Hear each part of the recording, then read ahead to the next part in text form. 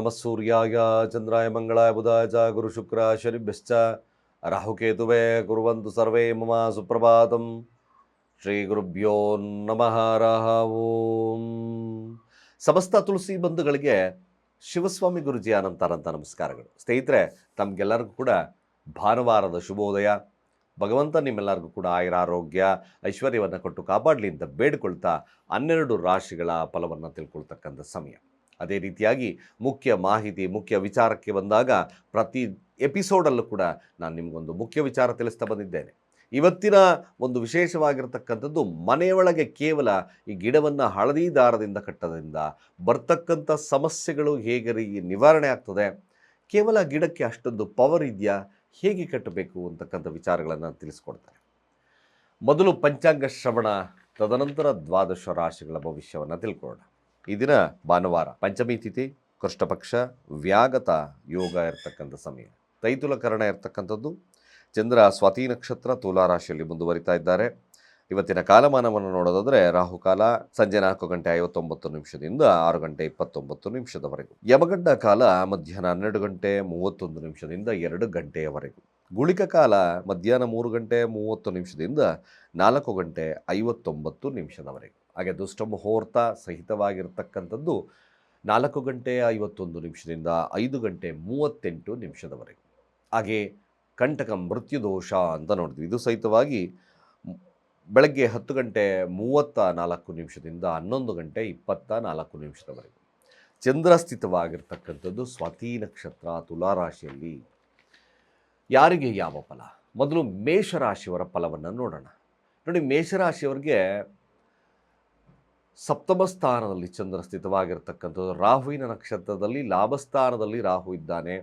ಅದು ಲಗ್ನಾಧಿಪತಿತ್ವದಲ್ಲಿರ್ತಕ್ಕಂಥದ್ದು. ಕೇವಲ ಮೇಷರಾಶಿಯವರಿಗೆ ದಿನ ಲಾಭ, ವ್ಯಾವಹಾರಿಕವಾಗಿರ್ತಕ್ಕಂಥ ಲಾಭಗಳು ಚೆನ್ನಾಗಿರುತ್ತೆ. ಸಂಗಾತಿಯೊಟ್ಟಿಗೆ ಉತ್ತಮ ಬಾಂಧವ್ಯತೆಯನ್ನು ಕಾಪಾಡಿಕೊಳ್ತಕ್ಕಂಥದ್ದು, ಹೆಚ್ಚಿನ ಒಂದು ವ್ಯಾಮೋಹಕ್ಕೆ ಒಳಗಾಗ್ತಕ್ಕಂಥದ್ದು ಮೇಷರಾಶಿಯವರಿಗೆ ಬರುತ್ತೆ. ಬಟ್ ಯಾವುದೇ ಬಂದರೂ ಕೂಡ ಕ್ಷಣಮಾರ್ಧದಲ್ಲಿ ಕೂಡ ಸ್ವಲ್ಪ ಮಟ್ಟಿಗೆ ಸಮಸ್ಯೆ ಇರತಕ್ಕಂಥ ಸನ್ನಿವೇಶಗಳು ಕೂಡ ನಿರ್ಮಾಣವಾಗ್ತದೆ. ಖರ್ಚುಗಳು ಕೂಡ ಇದ್ದಕ್ಕಿದ್ದಾಗೆ ಜಾಸ್ತಿ ಆಗಬಹುದು. ಮೇಷರಾಶಿಯವರಿಗೆ ವ್ಯತಿರಿಕ್ತ ಪರಿಣಾಮವನ್ನು ಈ ದಿನ ಬೀರುತ್ತದೆ.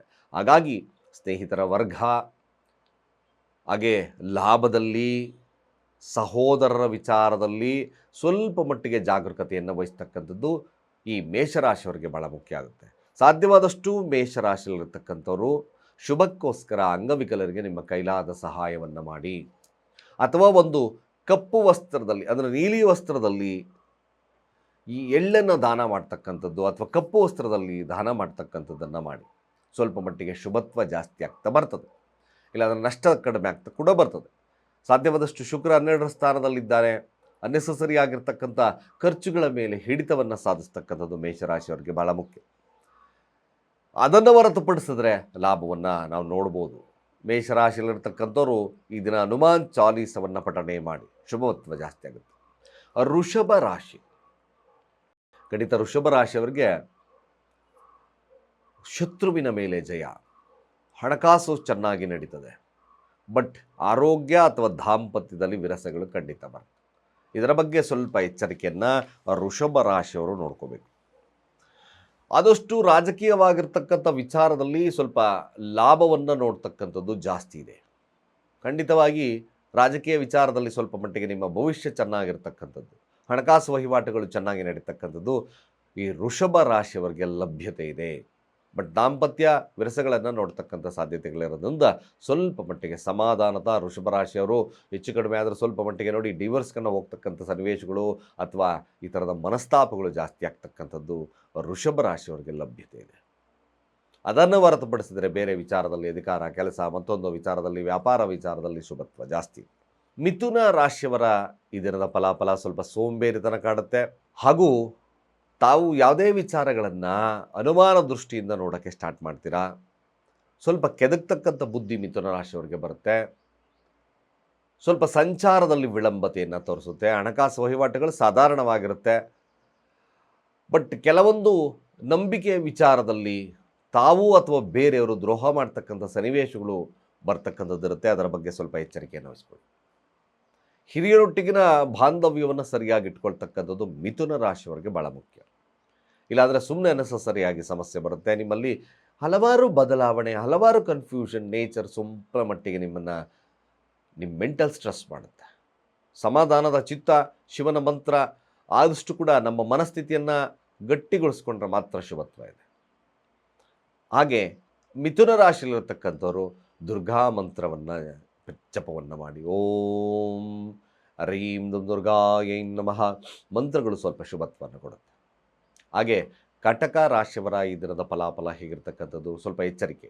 ಕಟಕ ರಾಶಿಯವ್ರಿಗೆ ಅನ್ನೆಸೆಸರಿಯಾಗಿ ಹಾಗೆ ವಾಹನಾದಿಗಳಿಂದ ಸ್ವಲ್ಪ ಸಮಸ್ಯೆಗಳಿದೆ. ಚೂರು ಇವತ್ತಿನ ದಿನ ಜಾಗರೂಕರಾಗಿ. ಬಟ್ ಭೂಮಿಯ ವಿಚಾರದಲ್ಲಿ ಸ್ವಲ್ಪ ಲಾಭತ್ವವನ್ನು ನೋಡ್ತಕ್ಕಂಥ ಸಾಧ್ಯತೆ ತುಂಬ ಜಾಸ್ತಿ ಇದೆ. ಅದರ ವಿಚಾರದಲ್ಲಿ ಸ್ವಲ್ಪ ಶುಭ. ಬಟ್ ಇನ್ನಿತರ ವಿಚಾರದಲ್ಲಿ ಸ್ವಲ್ಪ ಜಾಗರೂಕರಾಗಿ. ನೀವೊಂದು ಸೈಟ್ ಖರೀದಿ ಮಾಡ್ತಿದ್ದೀವಿ ಅಂದರೆ ಈ ದಿನ ಸ್ವಲ್ಪ ಕೂಲಂಕುಷವಾಗಿ ಆ ರೆಕಾರ್ಡ್ಸ್ ಎಲ್ಲ ಸರಿಯಾಗಿ ನೋಡ್ಕೊಂಡು ಮಾಡಿ, ಒಳ್ಳೆಯದಾಗುತ್ತೆ. ಆದಷ್ಟು ಉದ್ದಿನ ಕಾಳನ್ನು ದಾನ ಮಾಡ್ತಕ್ಕಂಥದ್ದು ಈ ಕಟಕ ರಾಶಿಯವರಿಗೆ ಭಾಳ ಮುಖ್ಯ. ನೀವು ಕೂಡ ದುರ್ಗಾ ಕವಚ ಮಂತ್ರಗಳನ್ನು ಹೇಳಿ ಶುಭತ್ವಾಗುತ್ತೆ.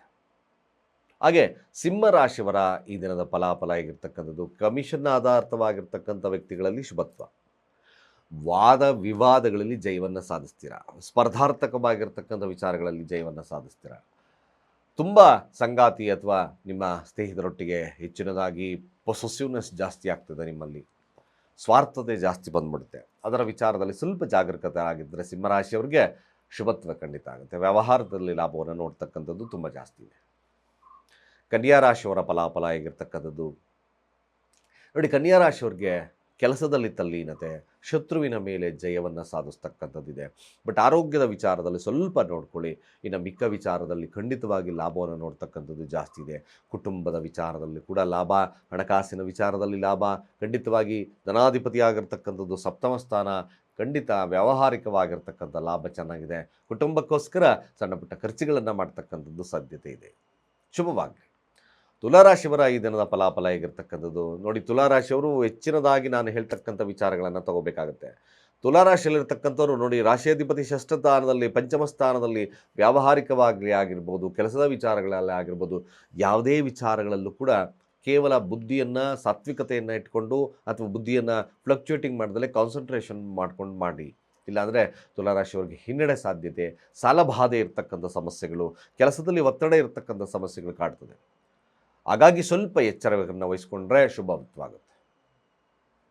ವೃಶ್ಚಿಕ ರಾಶಿಯವರಿಗೆ ಗೊಂದಲದ ಒಂದು ದಿನವಾಗ್ತದೆ. ಬಟ್ ಯಾರೊಟ್ಟಿಗೂ ಬೆರೆಯೋದಿಲ್ಲ. ಮನೆಯಲ್ಲಿ ಕಳೆತಕ್ಕಂಥದ್ದು ವಿರಳ. ಸ್ವಲ್ಪ ಮಟ್ಟಿಗೆ ಆಧ್ಯಾತ್ಮಿಕವಾಗಿರ್ತಕ್ಕಂಥ ಯೋಚನೆಗಳನ್ನು ಮಾಡಿ, ಶುಭತ್ವ ಜಾಸ್ತಿ ಆಗುತ್ತೆ. ಬಟ್ ಅನ್ನೆಸೆಸರಿಯಾಗಿ ಮನಸ್ತಾಪಗಳಲ್ಲಿ ಮನೆಯಲ್ಲಿ ಮಾಡ್ಕೋಬೇಡಿ. ಸ್ವಲ್ಪ ನೆಮ್ಮದಿಯನ್ನು ಕೆಡಿಸ್ಕೊಳ್ತಕ್ಕಂಥಿರುತ್ತೆ.